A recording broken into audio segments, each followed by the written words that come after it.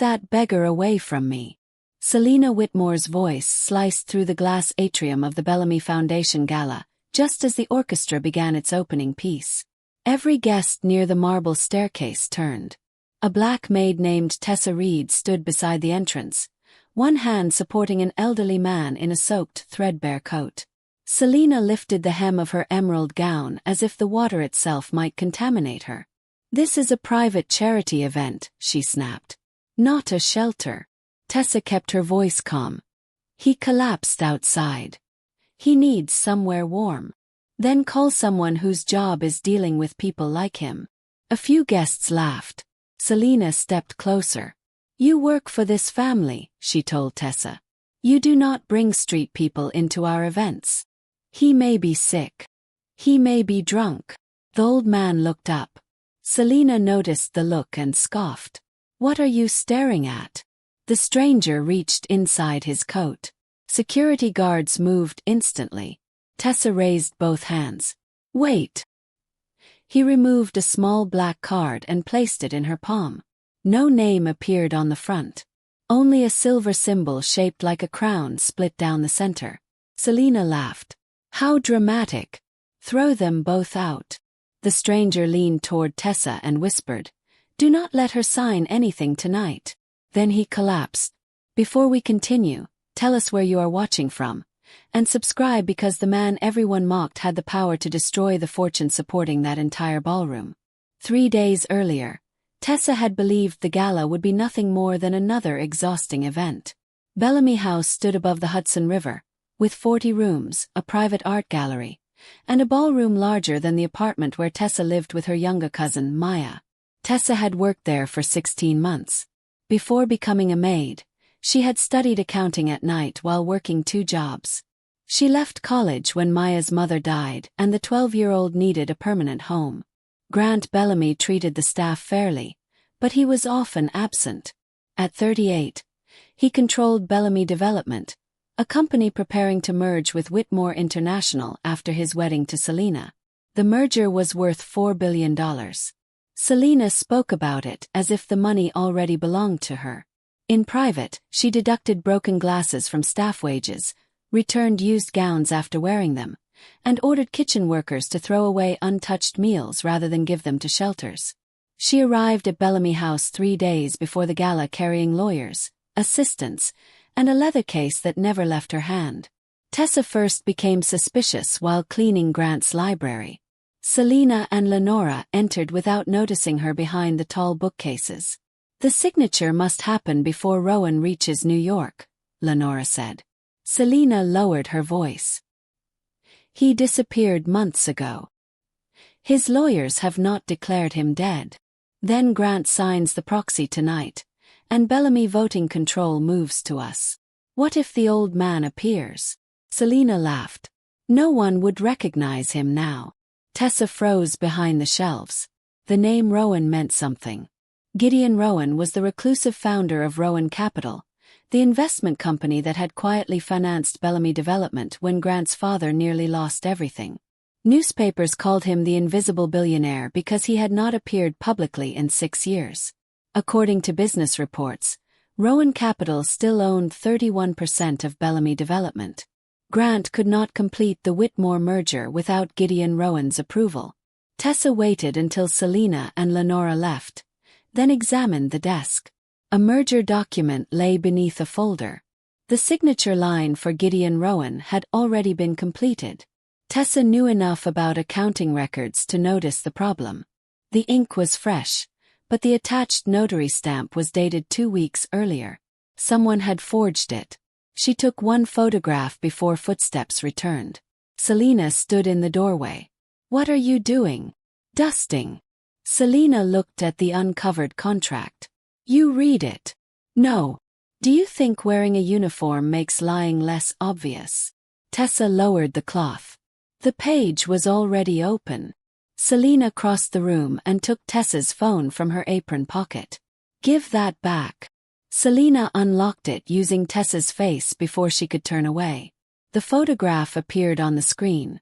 For 1 second, Selena's expression hardened. Then she deleted it. You should focus on keeping your cousin in that expensive school, she said.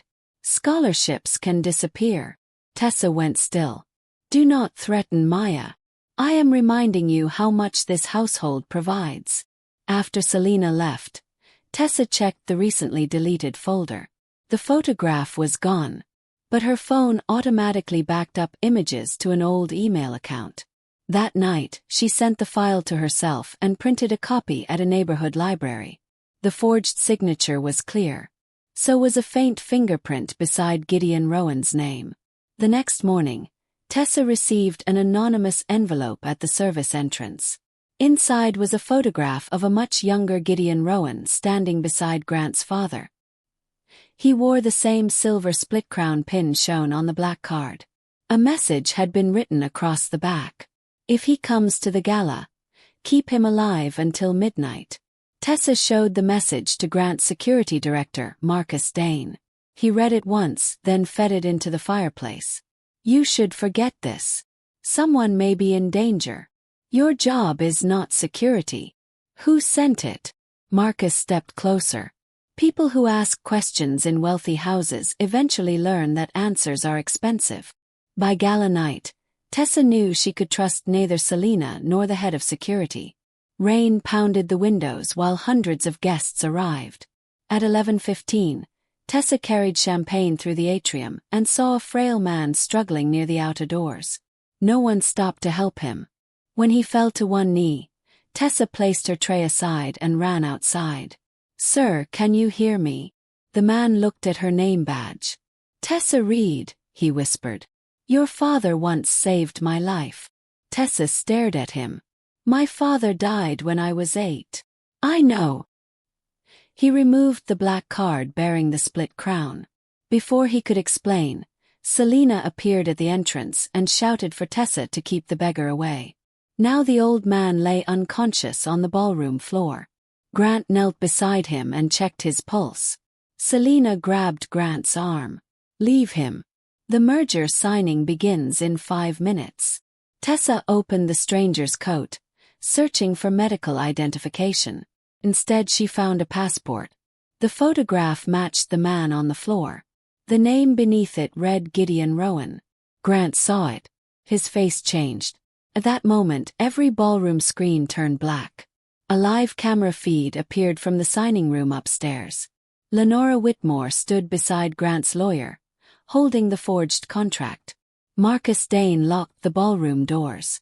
The ballroom erupted in whispers. Some guests reached for phones.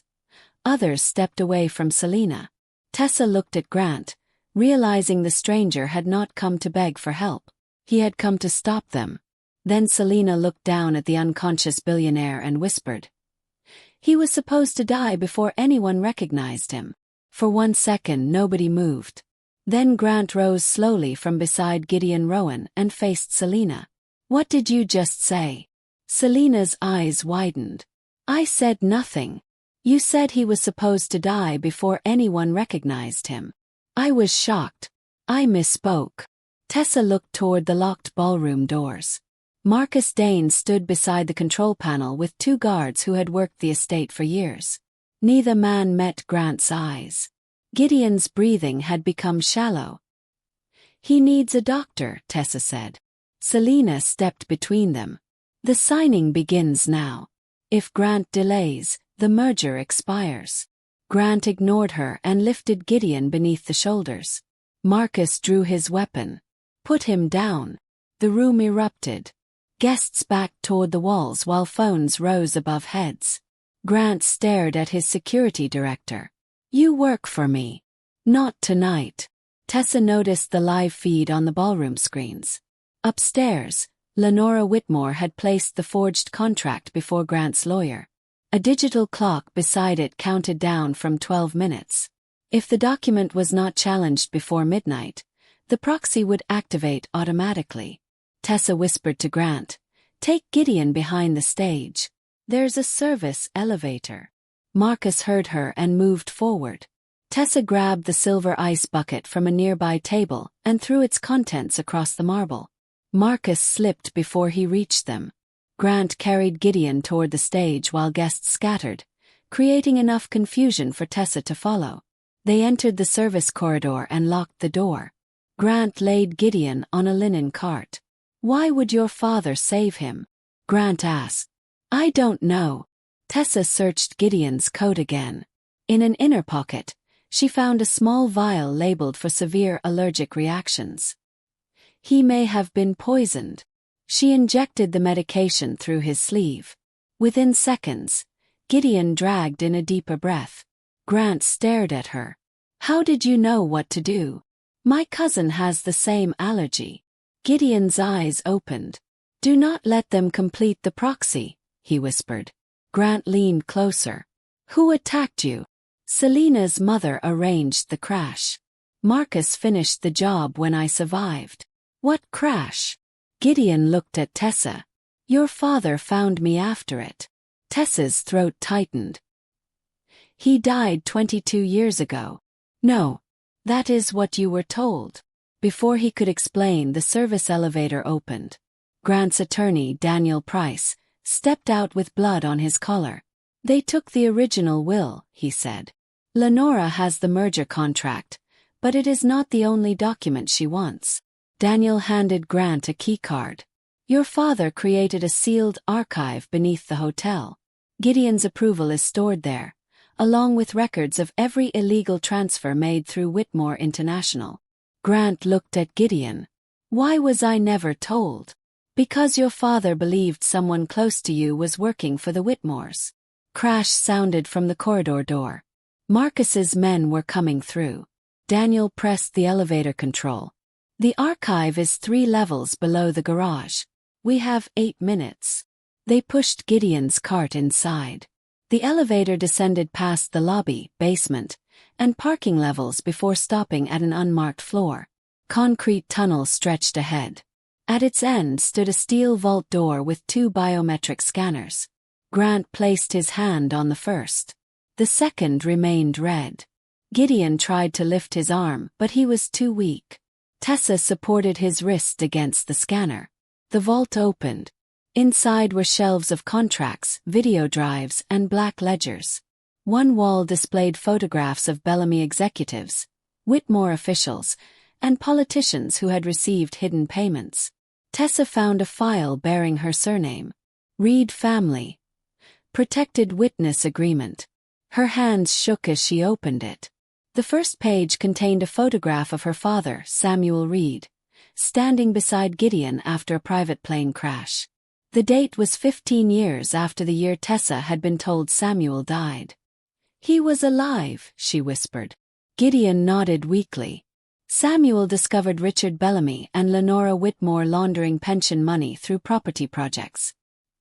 He saved me from the crash they arranged, then entered witness protection. Where is he now?" Gideon looked toward the final page. Tessa turned it over.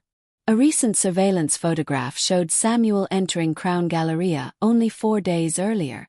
Across the bottom, someone had written, "Subject captured. Hold until merger completes." Grant's face hardened. "They have him." The vault speakers crackled. Selena's voice filled the room. "Touching reunion, isn't it?" The steel door slammed behind them. Every screen activated at once. One showed Lenora upstairs beside the unsigned contract. Another showed Marcus standing inside Maya's school dormitory. The 12-year-old sat safely at a desk, but 2 guards blocked the door. The third screen showed Samuel Reed tied to a chair in a construction tunnel. Tessa stepped toward the monitor. "Dad!" Samuel lifted his head. He looked older, thinner, but unmistakably alive.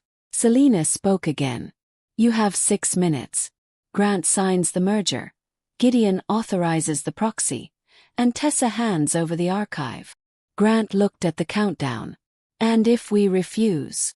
The camera moved closer to Samuel. A demolition charge had been fixed to the tunnel wall behind him. Marcus held up the trigger beside Maya's classroom feed. Selena's voice became cold. "Then Tessa chooses which member of her family survives." Gideon gripped Tessa's hand. "Do not give them the archive." Tessa stared at her father, the child she had raised, and the timer falling toward midnight. Then she noticed something beside Samuel's chair. A strip of reflective metal had been positioned to face the camera. Scratched into it were 3 words. "Trust the beggar." Tessa looked back at Gideon. His weakness had vanished from his eyes, replaced by calculation. He tapped the card against the cart twice, then pointed toward the ceiling. A camera blinked above them, separate from Selina's system.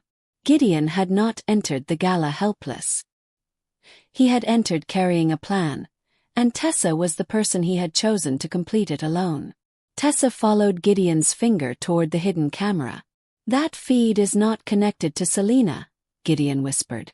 "It belongs to the federal trustee assigned to Rowan Capital. They can see everything, but they cannot enter until the archive confirms a crime in progress." "What does that card do?" Tessa asked. "It unlocks the witness protocol. Once activated, every file in this vault is copied to investigators, journalists, and pension trustees. But someone must carry the card to the main server upstairs." Grant checked the countdown. 4 minutes remained. "The ballroom is sealed." "Not completely," Tessa said.